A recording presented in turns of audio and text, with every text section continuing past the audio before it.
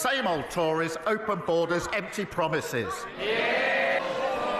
And her script doesn't allow her to listen to the answer.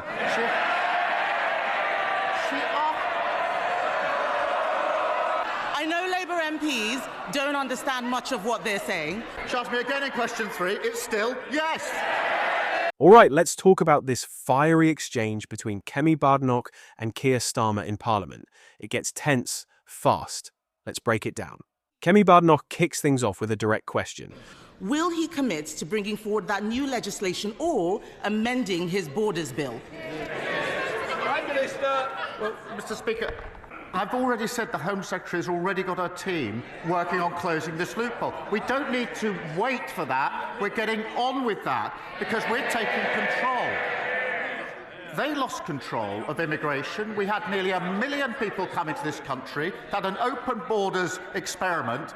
On a Monday of this week, they voted against increased powers to deal with those that are running the vile trade of people smuggling. Same old Tories, open borders, empty promises.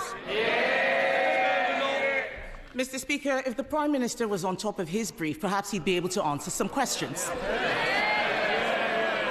Given this crazy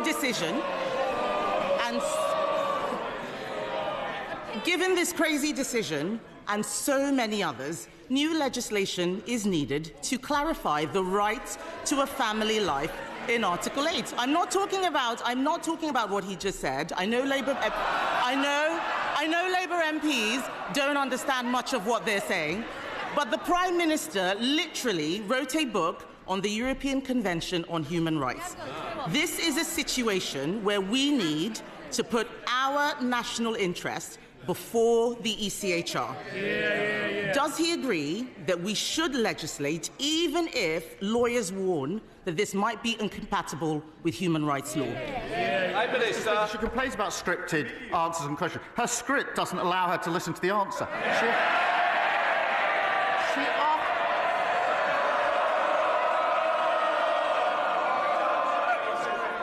Prime Minister.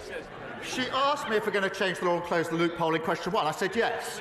She asked me again in question 2, and I said yes. She asked me again in question 3. It's still yes. Ouch. I said yes the first time, I said yes the second time, and guess what? It's still yes. Is this just another scripted debate? Or do we actually see a real policy shift happening? What do you think? Drop your thoughts in the comments.